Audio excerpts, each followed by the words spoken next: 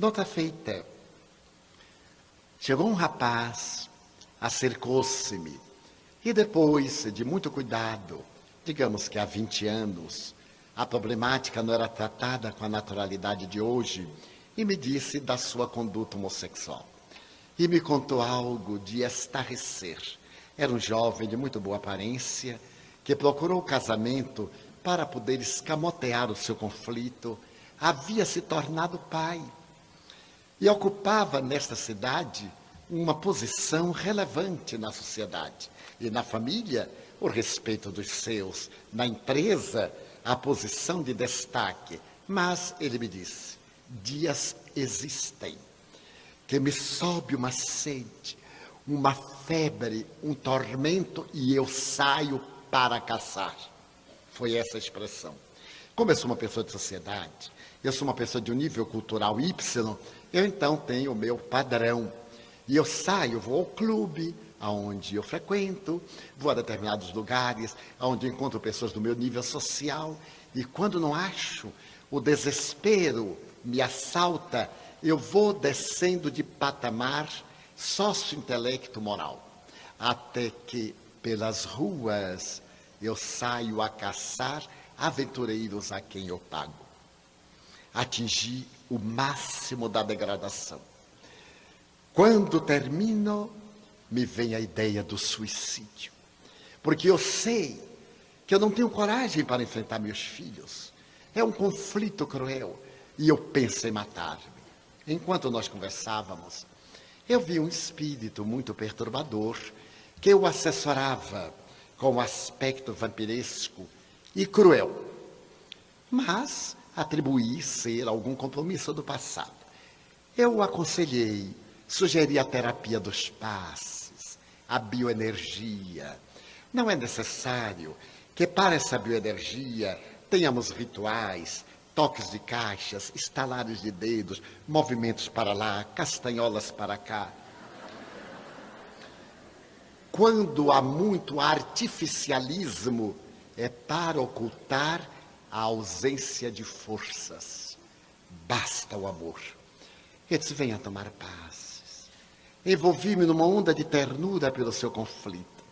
E aconselhei, quando ele estivesse muito desesperado, ele aplicasse-se o autopasse, tirasse do centro cerebral, da memória, as lembranças truanescas, eliminasse-as e orasse a Deus. Ele seria socorrido. E voltasse, se lhe aprovesse, às reuniões para ouvir, era uma psicoterapia. Ele voltou e se tornou assíduo. Eu encaminhei aos nossos serviços de passes, que são muito simples. Não tem nada que impressione. Quando impressiona a vista, é porque não retifica o conteúdo. E ele foi melhorando. Digamos que 2 meses, 3 meses. Um dia ele chegou e eu senti estranhamente um pouco de náusea, como se fosse um distúrbio digestivo ou hepático. Conversei com o rapaz com certo esforço. Quando ele saiu, eu continuei com aquele estado orgânico desagradável. E por que não dizer um certo mau humor? Nos dias que sucederam, o mau humor periodicamente me visitava. Por 3 dias ou 4, esse mau humor, uma indisposição, perturbava-me. Ora bem, eu estava gozando de saúde. Eu estava muito bem com a minha consciência nos meus limites. E dei-me conta que era algo espiritual. Resolvi orar. Como diz São João da Cruz, fugi para o silêncio da minha alma. E ali então, eu me perguntei, mas o que se está passando? Orei a Deus, supliquei a presença dos bons espíritos, e nesse estado de parcial desprendimento do corpo, eu vi, quando aquela entidade vampiresca acercou-se-me e desafiou-me com palavras muito venais, e dizia-me, vou perturbá-lo, porque você está perturbando-me. Eu não fiz a ponte imediata.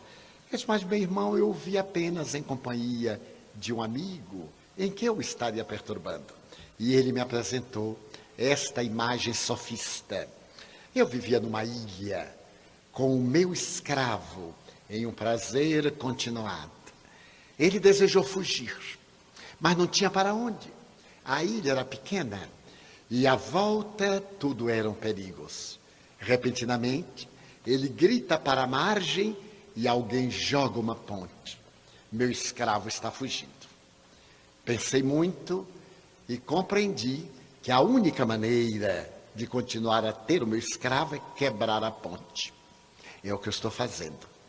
Eu fiz-me de desentendido e disse, mas eu não sei o que você quer dizer. E ele aduziu, você é a ponte. Ele já está mais para sair da ilha do que para ficar. Então eu resolvi agora dar-lhe uma assistência perniciosa. Como não encontro determinados campos na sua mente, eu vou gerar uma psicosfera, uma atmosfera à sua volta, que vai criar uma animosidade contra ele. Até vai criar em você um certo asco contra ele e o vai expulsar. Eu digo, está equivocado. A ponte é de aço inoxidável alemão. Ainda não havia siderúrgica nacional, senão seria de Volta Redonda. E você não vai quebrar, porque agora eu vou chamá-lo severamente, para contar e para ele realizar-se. E então falei com o espírito, que era muito cruel, e que se obstinava na sua tese. E contou-me que o rapaz de hoje havia sido uma amante de ontem, há menos de 50 anos, cuja conduta moral foi muito perturbadora e muito cruel. E ele me dizia, veio fantasiado de homem e procurou um casamento de mentira, mas eu vou cobrar, porque o seu amante sou eu. E quando ele se entrega ao prazer, eu desfruto e vou levá-lo à morte por frustração. Nós aí vemos a que ponto chegam as mentes desvairadas. E ele disse, não, meu amigo, ele procurou a Jesus. E Jesus dá-nos um fardo que é muito leve. Tenha certeza que nem a mim você afetará, e muito menos a ele. Esse desespero é sinal de terreno perdido. Cuide da sua ilha, porque depois que ele passar, a ponte que é levadiça vai deixar você sozinho na ilha, para você aprender solidão e reflexão. Continuei conversando com o rapaz. Ele disse, quando você tiver a crise, procure-nos para receber passes. Você já tem uma comunhão sexual que o planifica, não necessita de desvios. Quando a energia estiver excessiva, visite pessoas doentes, tuberculosas, rancenianos em águas claras. Falei-lhe muito. Ele conseguiu romper o vínculo, dedicou-se ao bem. Anos depois, ele desapareceu, voltava com uma criança no braço. Divaldo, quer lhe apresentar o meu terceiro filhinho.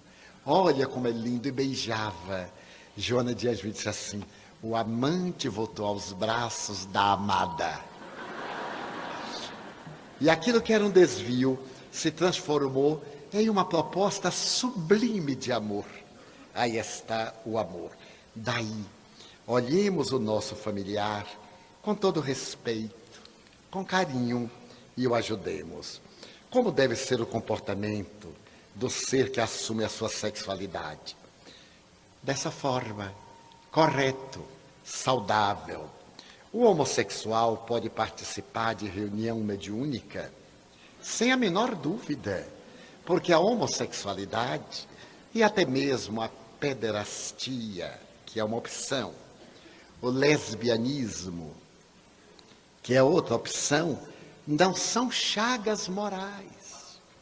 São opções, nem sempre ideais para o nosso ângulo da vida na Terra. Mas os senhores irão ler numa frase muito rápida que está no livro, que o número de pessoas com tendências homossexuais chegará em breve a cifras muito altas, por causa do mau uso do sexo que estão fazendo os heterossexuais. Então, cada dia, o número é maior. E, por consequência, os riscos são maiores da promiscuidade e do mau uso do sexo.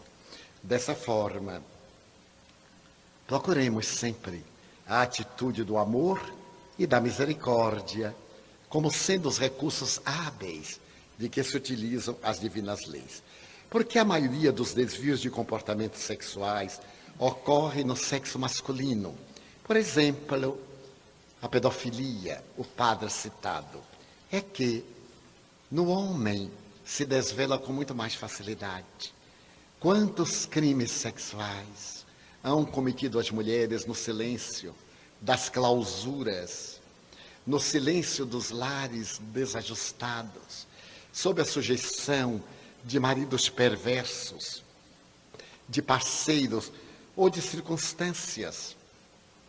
Não há uma pedofilia feminina, como no caso, mas assim há preferências de mestras por alunos, de pessoas de maior idade, por crianças, de mulheres, por meninos. Há muita preferência. Sucede que, por não haverem lesões mais graves, não vem ao conhecimento público. E somente agora, a partir do chamado relatório Kingsley, nos Estados Unidos, que estudou a sexualidade do povo americano, é que o sexo passou a ter uma abordagem mais pública, mais coerente, dentro da respeitabilidade que o assunto merece, sem aquelas imposições castradoras, punitivas e de culpa. Os casais que fazem a opção de não ter filhos, como fica a sua vida sexual sem o objetivo maior, que é a perpetuação da espécie? Fica muito bem. É um direito que a pessoa tem.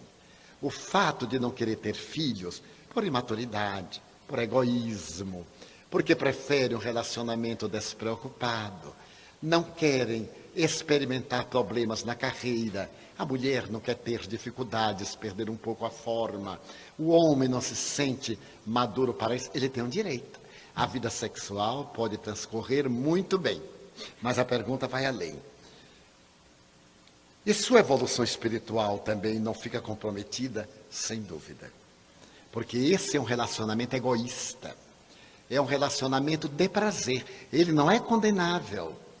É correto do ponto de vista do amor, mas é um amor exclusivista. O que sucede? Todos envelhecemos. Todos os relacionamentos, por mais maravilhosos, ficam repetitivos. Perdem a sua cor, a sua nuance, o seu atrativo inicial. E não havendo uma estrutura de família, a mente nossa, que é muito variável, começa a imaginar variações. Depois das variações no lar, passa para as experiências extraconjugais e, por consequência, para dolorosas separações. A família é uma proposta da divindade. O filho é um vínculo, mesmo quando os pais se separam. Aquele cônjuge, aquele parceiro que não se responsabiliza pelo filho, fica comprometido perante as divinas leis. Durante muito tempo condenou-se a mulher que abortava, como se ela fosse uma criminosa. Afinal, era o preconceito contra a mulher, porque ela estava grávida e ela matou. Mas, nesse momento da decisão, quantos homens é que foram os assassinos? Exploraram-lhe a inocência ou a leviandade e saíram tranquilos, deixando-a para carregar o fardo. Eles eram parceiros, portanto, ele é responsável também pelo que lhe suceda, à consequência do seu ato. Está hoje demonstrado que o indivíduo masculino, quando ele deixa a mulher numa situação embaraçosa e ela recorre a esse expediente criminoso, ele também o é, talvez não alcançado pelas nossas leis. Porém, a sua vítima vai procurá-lo e a consciência cósmica vai cobrar dele esse ato de indignidade, esse ato ignóbil. Dessa forma, seria ideal que uma família que se banqueteia num relacionamento saudável e completista pensasse na possibilidade da prole, de uma prole volumosa, 3 filhos, que é uma prole expressiva. Então, pelo menos pensasse, comece com um, e vai ver que maravilha é abraçar um anjinho que acaba de chegar, dependente, ansioso, necessitado de nós. Quando a mulher coloca o filho sobre o ventre e sente-lhe o calor, ela experimenta um momento de plenitude. E hoje, quando os pais masculinos vão ver a delivrance e acompanham para valorizar a contribuição da mulher, os vínculos da afetividade crescem muito mais. Antes o pai ficava fumando lá na sala. Não sei porque ele tinha que ficar fumando lá na sala, só para mostrar que é homem. E ficava correndo para um lado para o outro. Eu tenho vários amigos que ficavam lá fora com dores. Dores horríveis de parto, por osmose. E lembro-me, faz muitos anos, em um Dia das Mães, nós fomos visitar um centro espírita aqui na cidade de Salvador. E era dirigido por uma pessoa incomum. Um homem belo, ingênuo, muito simples na sua pureza e na sua ingenuidade. E celebrava-se a homenagem às mães prolíferas. Naquele tempo as mães tinham de 8 a 28 filhos. Era uma maravilha. E então havia flores para dar às mães. E a mãe, que tinha maior número de filhos, tinha 15. Ele então entregou, e quando acabou de entregar, perguntou: mas a senhora teve mesmo quantos filhos? Ela disse: eu tive 15 filhos, todos estão vivos. Ele não suportou aquela emoção e disse: Deus sabe o que faz. Porque se fosse o homem que tivesse de parir, a humanidade acabava em 15 dias. Porque o homem não aguenta. O homem é ótimo para infligir dores, não para suportar dores. Então, vale a pena que um casal dessa natureza possa propiciar à sociedade filhos harmônicos. O que dizer do trabalhador espírita homossexual? Que preconceito. Que dizer que ele trabalhe mais e mais, e que dê exemplo aos héteros, que a força está na fraqueza. A força de uma corrente está no seu elo mais fraco. Quebrou ali, acabou-se a corrente. Caso um casal resolva ir a um motel, com a finalidade de usufruir de momentos de privacidade, corre o risco de sofrer influências de energias de espíritos inferiores? Mas é uma pergunta muito própria. Eu conheço muitos que vão, e alguns espíritas, eu conheço. É melhor perguntar para saber do que concluir errado. Quando nós descemos a um pântano, por mais cuidado que tenhamos, saímos com os pés sujos. E se nos adentrarmos muito no pântano, podemos afogar-nos com o lamaçal movediço. Se nós precisamos de privacidade, tenhamos-la em nosso lar. Por que em nosso lar nós não temos a privacidade que desejamos? Será que a privacidade é somente para aqueles breves minutos e aqueles rápidos segundos? A privacidade deve ser um estado permanente das almas. Um casal que se ama tem 1000 momentos de privacidade. Então, quando vem a comungar, que procure ter muita tranquilidade, que se prepare psicologicamente, que se prepare no ambiente da família, que procure manter reservas e cuidados para não ser perturbado, para evitar o voyeurismo, a curiosidade infantil, a curiosidade dos filhos. E entregue-se em plenitude.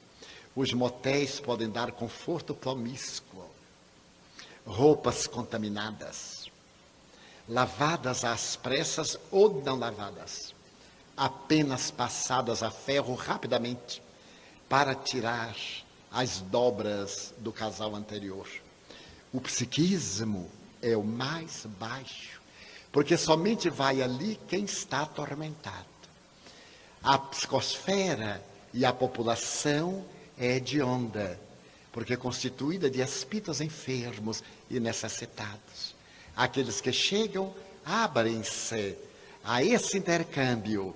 E como às vezes dizem, os motéis têm muito boa aparência, ilusória de bordel do século XIX, muito agradável que a pessoa não tem em casa, a pessoa passa a ver no motel um fetiche.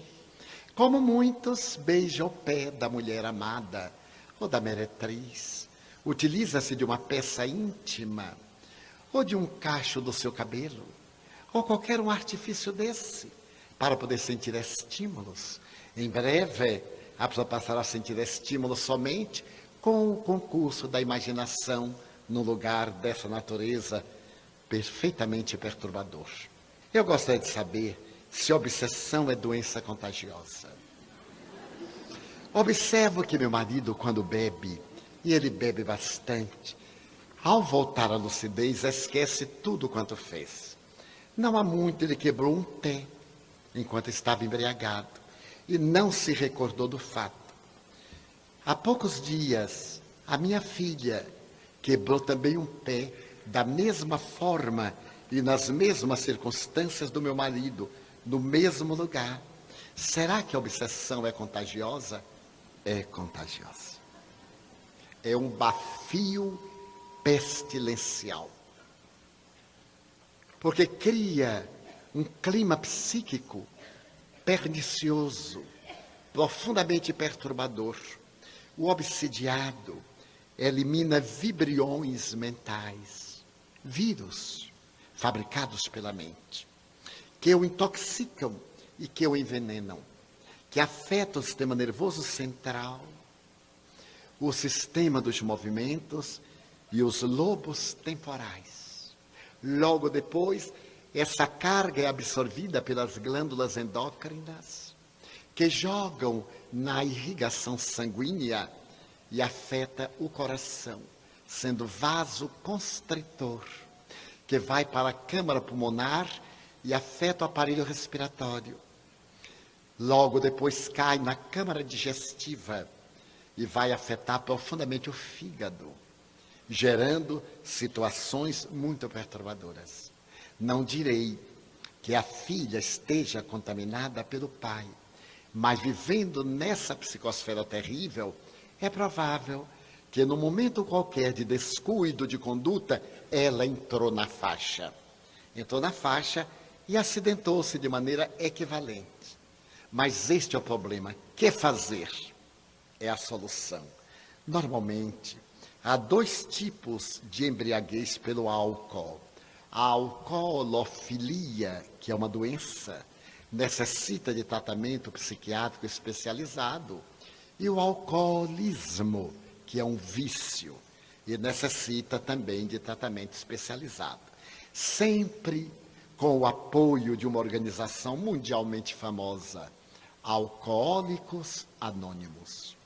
O bem que essa organização tem feito ao mundo é considerável.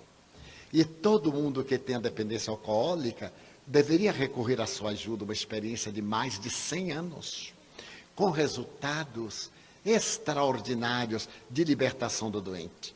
O primeiro item da filosofia é o seguinte: o alcoólico, que é o nome moderno de alcoólatra, é um doente em risco. Ele não está curado nunca. Basta o primeiro gole. Então vem a volúpia. E isso serve de mecanismo que impede o indivíduo de derrapar novamente no vício. A proposta dos alcoólicos anônimos, que nós podemos colocar para os drogados anônimos, os tabagistas anônimos, é muito bem elaborada psicologicamente. O paciente não diz, nunca mais eu beberei. Porque uma proposta de nunca mais, o inconsciente refuga. O inconsciente sabe que ele não vai aguentar o resto da sua vida sem aquilo. Então ele não acredita. Não acreditando, ele não registra. Daí a proposta é o seguinte: hoje à tarde eu não beberei. Até às 6 da tarde eu não beberei. Olha, é fácil. Porque faltam poucas horas, 2 horas e meia eu aguento. Como não? Eu não beberei agora até às 18 horas. Quando chega às 18 horas, nesta noite eu não beberei. Fica fácil, uma noite a mais, eu não beberei. Amanhã pela manhã, hoje eu não beberei. E diariamente ele afirma o seu valor de naquele período ele respeitar. Se ele cai, ele não lamenta. A partir de agora, no fim da tarde, eu não beberei. Assim, nós poderemos encontrar uma resposta muito boa para essa grande problemática da obsessão. O paciente não vai aceitar a terapia, mas recomende-lhe um psiquiatra, recomende-lhe um centro espírita, porque ele pode estar na alcoolofilia ou no alcoolismo, mas há uma terceira opção, ele pode ser um obsidiado. No livro Tormentos da Obsessão, de Manuel Filomeno de Miranda, há um caso de uma obsessão dolorosa, de um alcoólatra, que ele conheceu, o espírito Miranda, aqui na Terra, e acompanhou no além-túmulo toda a trajetória desse pobre espírito. Vale a pena ler e ver a terapia que os benfeitores direcionaram. Na impossibilidade de ele receber o tratamento, a esposa e a filha cultivem a oração e não o detestem. Não criem uma certa animosidade, porque a lei dos contrários, o ressentimento, a amargura, vincula a pessoa ao outro. O ódio liga-nos ao odiado, que passa a nos manipular através da forma que é, e nós nos tornamos uma marionete nas suas mãos. Mas que a mãe, a filha e os outros orem, façam estudo do Evangelho no lar, essa terapia maravilhosa. Se não é espírita, leia um dos belos livros da Igreja Católica. Há livros excelentes. Você tem uma vinculação com as doutrinas descendentes do protestantismo, leia a Bíblia, leia uma das suas obras confortadoras, mas traga Jesus para dentro de casa. Traga um psiquismo bom para a família e então cortará o contágio da obsessão. O que as pessoas procuram na internet com relação ao sexo virtual é uma obsessão ou autoobsessão? É uma fuga psicológica. São pessoas tímidas, conflitivas, que procuram no escondido o que não têm coragem de fazer publicamente. A internet tornou-se, porque mal usada, um veículo de vulgaridade, de projeções promíscuas e de desequilíbrios emocionais, porque a pessoa passa para a vida virtual aquilo que a divindade nos pede na existência real. Transforma-se mais tarde numa obsessão pelos vínculos que produz com as entidades que laboram nesse campo. Defina novamente o homossexualismo, pois não entendo a ligação espiritual com esse desvio. Digamos que um homem reencarna esse espírito como homem 2, 5, 10 vezes. E de repente, ele tem necessidade de evoluir nos hormônios femininos. Ele então vem como mulher, mas as suas tendências são masculinas, porque o espírito está acostumado ao comportamento masculino. O espírito vai imprimir no corpo feminino características masculinas. O espírito reencarna como mulher 2, 20, 30 vezes. E tem que se desenvolver como homem. As experiências do homem na vida pública vêm num corpo masculino com algumas marcas femininas, trejeitos, modismos, sinais de feminilidade. Então, é uma postura homossexual. Porque este ser vai se afinar com aqueles do seu mesmo sexo. Então, é curioso notar que vai procurar pessoas do seu mesmo sexo. Isso não quer dizer que se vá perverter. Poderá escolher somente, se for um homossexual masculino, procurará somente pessoas do sexo masculino, tem mais afinidade com homens. Se for do sexo masculino, preferirá o convívio com mulheres. Se ele, como homem que foi, agiu mal, usou o sexo como meio de promoção, corrompeu muitas jovens, ele reencarna em corpo feminino, com essas inclinações masculinas. E apesar do corpo feminino, ele quererá conquistar mulheres para submetê-las. É o lesbianismo.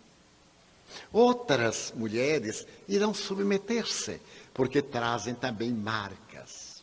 Em palavras singelas, se usamos mal o sexo masculino, voltamos num outro corpo feminino com tendências masculinas. Se usamos mal o sexo feminino, voltaremos num corpo masculino com tendências femininas. A opção moral nós é que daremos. Nos dias de hoje, os desvios sexuais são cada vez mais frequentes. O homem está cada vez mais doente. Existe um contágio motivado pela mídia ou é uma provação de nosso planeta? Diríamos as duas coisas. A liberação, a apologia que se faz do sexo. Há poucos dias, casualmente, um programa via satélite, uma dessas super sexys dizia: detesto o homem que telefona, detesto o homem que fica procurando pela mulher. Quer dizer, então eu fiquei imaginando quanto ela é detestável. No fundo, ela é uma insatisfeita. Se o homem a procura, ela acha que isso é baixeza do homem, ela não gosta de homens que são machistas. Então ali está um desvio de conduta, ela gosta de homens submissos. Mas se o homem lhe é submisso, ela não gosta. Porque ninguém gosta de outro que se submete demasiado, que se torna um capacho. A pessoa usa, mas não ama. Sempre despreza quem é servilo. O servilismo é uma forma de indignidade. E então perguntou a outra, e a outra começou a dizer a sua opção pelos homens, como se ela estivesse no mercado comprando bananas ou comprando pimentões.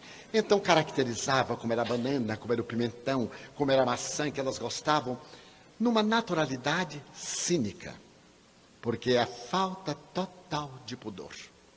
Há determinados comportamentos que são muito pessoais e que nós não devemos exibir, porque é a ausência total de compostura. Então eu estive examinando que ela estava com botox, já deve ter feito umas 30 lipoaspirações.